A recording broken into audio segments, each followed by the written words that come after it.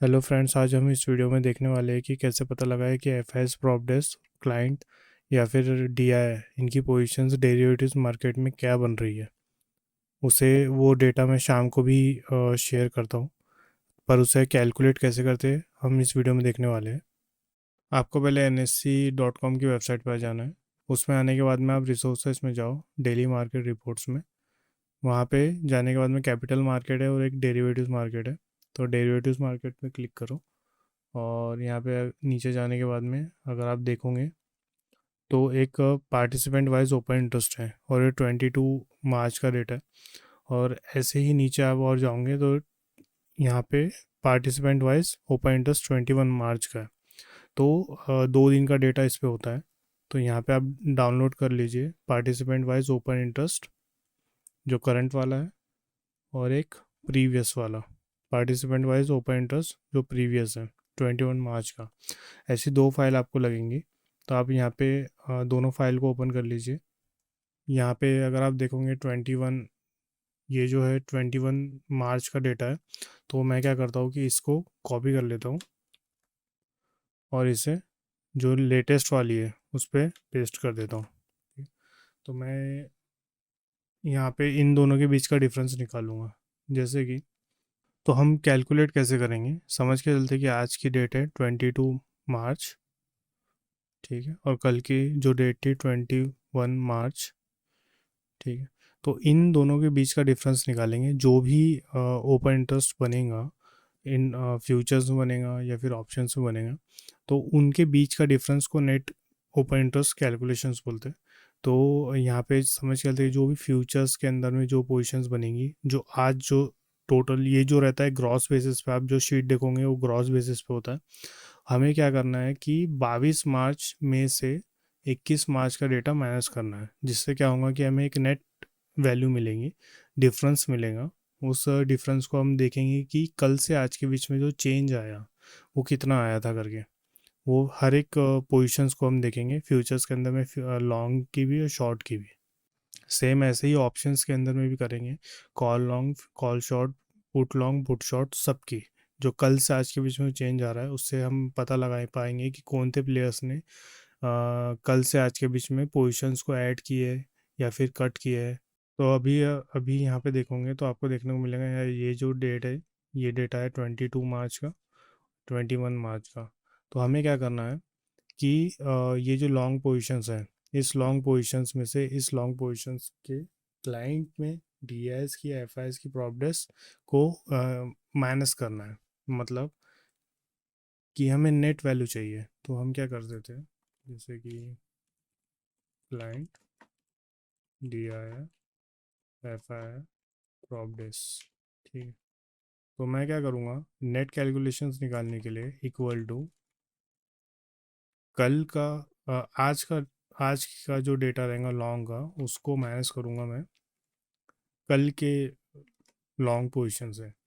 तो हमें देखने को मिलेगा कि कल से आज के बीच में 18,000 कॉन्ट्रैक्ट कट हुए हैं क्लाइंट से की तरफ से।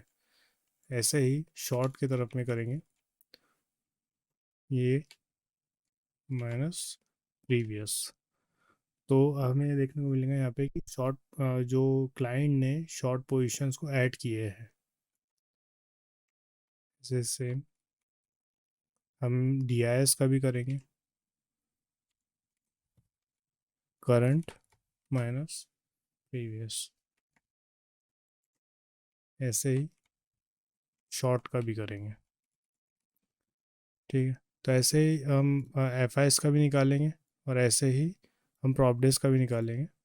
तो हमें एक ऐसी वैल्यू मिल जाएंगी। तो हमें कुछ दिखेगा कि यहाँ पे जो लॉन्ग पोजीशंस है क्लाइंट की, ये कल से आज के बीच में कटी है, यहाँ पे बनी है, यहाँ पे कटी है डीआईएस की, यहाँ पे एफआईएस, और एफआईएस की लॉन्ग और शॉर्ट दोनों कटी है कल, कल से आज से कल के बीच में जो पोजीशंस है। और प्रॉपर्टीज ने भी पोजीशंस को कट किए है, ठीक है। और टोटल भी देख लेते हैं। तो टोटल के अंदर में इक्वल टू टोटल जो जितने भी कॉन्ट्रैक्ट है फ्यूचर्स के अंदर में लॉन्ग के, तो वो लॉन्ग या शॉर्ट के, तो वो कितने कट हुए,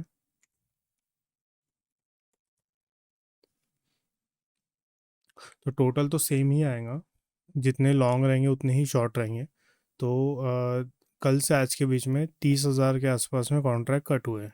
तो इससे आपको समझ में आएगा कि जो एफ आईज़ है, ठीक है, जो बड़े प्लेयर्स हैं वो अपनी जो लॉन्ग शॉर्ट की जो पोजीशन है वो कट किए हैं।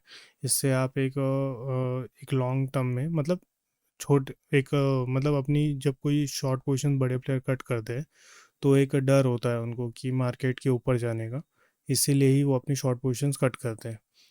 तो ऐसे ही ये हमने निकाले फ्यूचर्स का।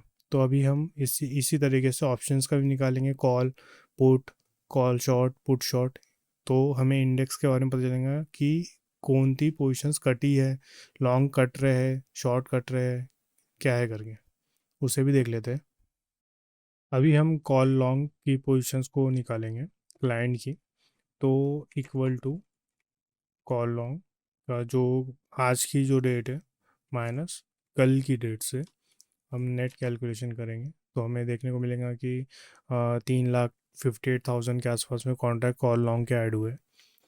और ऐसे ही हम पुट लॉन्ग का भी निकालेंगे,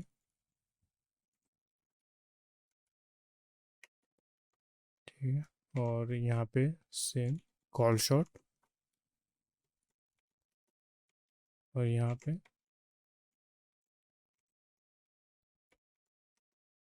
ऐसा कुछ मिलेगा हमें। अभी कॉल अभी मैं इसको सब सब पे अप्लाई कर देता हूँ।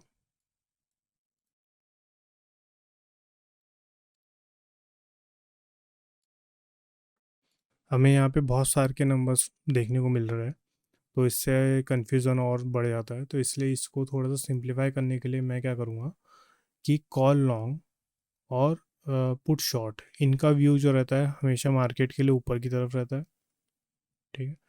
पुट लॉन्ग और कॉल शॉर्ट इनका व्यू जो रहता है हमेशा मार्केट के लिए नीचे के लिए होता है, ठीक है। तो मैं क्या करूँगा, ये जो कॉन्ट्रैक्ट है जो हमने नेट कैलकुलेशन जो करे, इसे और इसे पुट शॉर्ट इनको ऐड करूँगा, और पुट लॉन्ग जो नीचे की तरफ सोच रहे हैं मार्केट के लिए और कॉल शॉर्ट इनको ऐड करूँगा। तो यहाँ पे एक दूसरा कैलकुलेशन होगा कि ये कॉल लॉन्ग जो ऊपर की तरफ सोच रहे हैं और जो पुट शॉर्ट जो ऊपर की तरफ सोच रहे हैं ये कॉन्ट्रैक्ट हो गया ऐड।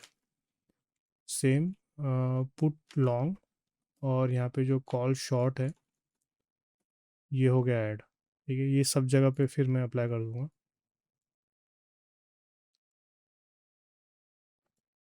अभी भी डेटा थोड़ा सा ज़्यादा ही है, समझना थोड़ा सा मुश्किल है, तो हम इसको और थोड़ा सिंप्लीफाई कर देते हैं। हम क्या करेंगे कि जो ऊपर की तरफ सोचने वाले कॉन्ट्रैक्ट और ये नीचे की तरफ सोचने वाले कॉन्ट्रैक्ट इनको माइनस कर देंगे, डिफरेंस देख लेंगे निकाल करके। तो इक्वल टू ये माइनस ये, ठीक। इसे सब जगह लगा देते हैं। तो हमें कुछ नंबर्स, आखिरी एक नंबर इतने सब नंबर्स में से ये वैल्यू निकल के आती है। तो हमें समझ में आ रहा है कि ये जो कॉन्ट्रैक्ट है यहाँ पे जो बने ये एक नेट बेसिस पे है कि इनका व्यू जो है, जो क्लाइंट का व्यू है एक नेट बेसिस पे, वो है यहाँ पे नीचे की तरफ का। मतलब अगर वैल्यू निगेटिव निकल के आती है तो वहाँ पे जो सेंटिमेंट है क्लाइंट का वो हो गया यहाँ पे मतलब नीचे की तरफ। अगर ये पॉजिटिव होती तो फिर यहाँ पे ऊपर की तरफ हो जाता। यहाँ पे सेम जो प्रॉपडेस है यहाँ पे इनका व्यू है ऊपर का। यहाँ पे क्योंकि ये पॉजिटिव में आंसर आ रहा है तो ये हो गया ऊपर का व्यू। अभी यहाँ पे जो है ये माइनस में है, पर आपको समझना पड़ेगा कि ये 4,000 नंबर ऑप्शंस में उतने मायने नहीं रखते हैं। यहाँ पे नंबर्स ज़्यादा होना चाहिए। तो हम एफ आईज़ की अभी पोजीशंस को नहीं देखेंगे, जब नंबर्स ज़्यादा हो जाएगा तब समझ में आएगा कि एफ आईज़ भी एक्टिव है करके। तो अभी फ़िलहाल एफ आईज़ एक्टिव नहीं थे ऑप्शंस में 22 तारीख के दिन। तो हमें ये समझ में आ रहा है कि ऑप्शंस में एफ आईज़ जो है 22,000 फ्यूचर्स में एफ आईज़ जो है 22,000 कॉन्ट्रैक्ट जो है वो कट किए हैं। और यहाँ पे कोई ऑप्शंस में कुछ खास एक्टिविटी करे नहीं है। प्रॉपडेस ने अपने ओवरऑल पोजीशंस को कट करे, कॉल कॉल की भी, लॉन्ग की भी और शॉर्ट की भी।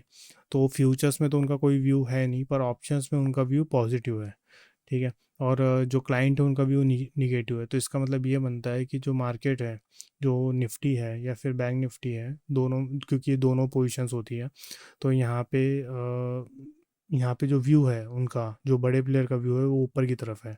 क्योंकि अगर आप देखोगे तो ये जो पोजीशंस बनी है, ये तो बनी है प्रॉप डेस्क के साथ में ही। तो यहाँ पे जो पोजीशंस बनती है ऑप्शंस में, क्लाइंट के साथ में बड़े प्लेयर होते हैं, तो बड़े प्लेयर की पोजीशंस यहाँ पे जो दिख रहा है हमें वो प्रॉप डेस्क है। तो कोई लॉस करेगा तो हमेशा ही अगर आप पकड़ के चलते हो कि क्लाइंट लॉस करेंगे, तो अगर आप देखोगे कि जो प्रोबेबिलिटी सक्सेस है क्लाइंट का वो भी कम है। तो इसीलिए ही हमें बड़े प्लेयर के साथ में जाना चाहिए। तो बड़े प्लेयर की यहाँ पे ऊपर की तरफ की पोजीशंस है। तो इसीलिए 22 मार्च को शाम के टाइम जो ये डेटा आता है, तो उसके हिसाब से जो सेंटिमेंट है वो ऊपर की तरफ है। तो इसका मतलब ये नहीं है होता है कि मार्केट जब नेक्स्ट ट्रेडिंग डेज में वहाँ पे ऊपर की तरफ निकल जाएगा, ऐसा बिल्कुल भी नहीं है।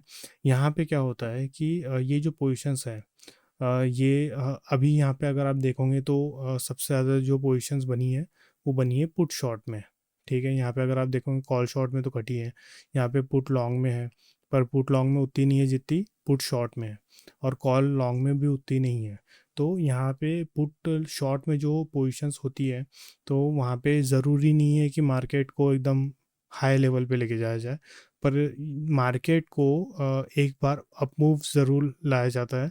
क्योंकि ये जो पोजीशंस होती है, ये पोजीशंस को एक तो अगर मार्केट को नीचे भी जाना है तो एक बार मार्केट को ऊपर लाया जाएगा, फिर उसके बाद में नीचे की तरफ में। पर ये प्रोसीजर एकदम फास्ट होती है।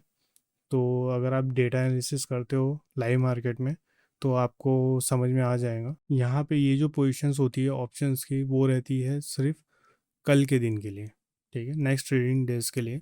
पर जो फ्यूचर की पोजीशंस होती है वो होती है पूरे मंथ के लिए, क्योंकि एक्सपायरी जो होती है फ्यूचर की पूरे मंथ तक की चलती है। तो ये पोजीशंस, जो फ्यूचर की पोजीशंस अगर कट रही है किसी बड़े प्लेयर की, तो ये एक्सपेक्टेड आप कर सकते हो कि कैश बाइंग आ सकती है। क्योंकि कैश बाइंग में शॉर्ट पोजीशंस कट होती है, और अगर लॉन्ग पोजीशंस कट होंगी तो कैश सेलिंग आ सकती है। ये आप पकड़ के चल सकते हो। और ऑप्शंस में ये एक ट्रेडिंग पोजीशंस होती है, और ये कल चेंज भी हो सकती है। क्योंकि क्या होता है कि अगर कोई प्रीमियम अगर समझ के चलते कि 100 रुपये का है, तो एक छोटा सा मूव अगर समझ के चलते कि निफ्टी के अंदर में 70 रुपये का मूव आया, तो ये तो प्रीमियम जो रहते हैं ये तो गिर जाएंगे दूसरे दिन बहुत ज़्यादा। तो कंसिडर करते हैं कि अगर यहाँ पे 50 रुपये प्रीमियम गिरता है, तो 50 रुपये का प्रीमियम, अब वहाँ पे पैसा तो उनको प्रॉफिट तो 50% हो गया ना। तो अगर इसीलिए वो कभी कभी क्या करते हैं कि पोजीशंस को चेंज कर देते हैं, अपनी रिवर्स पोजीशंस बना देते हैं। अगर वहाँ पे मार्केट ऊपर जाने के लिए पोटेंशियल है, तो उसमें जो फ्यूचर्स के कॉन्ट्रैक्ट होते हैं वो बहुत ज़्यादा इंपॉर्टेंट होते हैं। क्योंकि अगर आप इसको महीने भर तक के अगर आप रिकॉर्ड करें तो आपको निफ्टी का एक ट्रेंड पता चलता है, या फिर बैंक निफ्टी का भी एक ट्रेंड पता चलता है कि क्या हो रहा है। अगर आप फ्यूचर्स के कॉन्ट्रैक्ट को अगर रिकॉर्ड करते हो टाइम टू टाइम, तो हर रोज़ आप करो, उससे आप एक सही इन्वेस्टमेंट भी कर पाओगे। आपको पता होगा कि मार्केट में क्या हो रहा है, जो बड़े प्लेयर है उनका व्यू कहाँ पे जा रहा है मार्केट के लिए। तो इसी तरीके से मैं शाम को जो डेटा डालता हूँ, तो इसी बेस पे रहता है। और जो एक सेंटीमेंट जो आखिरी में निकल के आता है, कभी कभी अपोजिट भी होता है। वो इसलिए होता है क्योंकि इस डेटा के अपोजिट भी होता है, वो इसलिए होता है क्योंकि मैं लाइव मार्केट में डेटा एनालाइज करता हूँ, तो मुझे पता रहता है कि क्या हो रहा है लाइव मार्केट में, क्या करने की कोशिश हो रही है। तो उससे फिर अगर वो कोशिश की जा रही है तो फिर कभी कभी इस डेटा के अपोजिट भी मुझे जाना पड़ता है। तो एक है, आप इस बेसिस पे भी आप अच्छा खासा निकाल पाओगे कि क्या करने की कोशिश हो रही है निफ्टी या फिर बैंक निफ्टी में। फिर आप उसके हिसाब से अपने इन्वेस्टमेंट या फिर ट्रेडिंग का देख सकते हो। मैं समझ सकता हूँ कि ये डेटा थोड़ा सा रेगुलर बेसिस पे करना थोड़ा सा मुश्किल होता है, पर अगर आप इसे करोगे तब आपको अच्छा एक रिज़ल्ट देखने को मिलेगा। तो आप प्लीज़ इस डेटा को कैलकुलेट करें अपने हिसाब से, और इसको चार्ट पे लगा के देखिए। अगर आपको वीडियो पसंद आया तो आप लाइक कीजिए, इससे शेयर कीजिए। Thank you.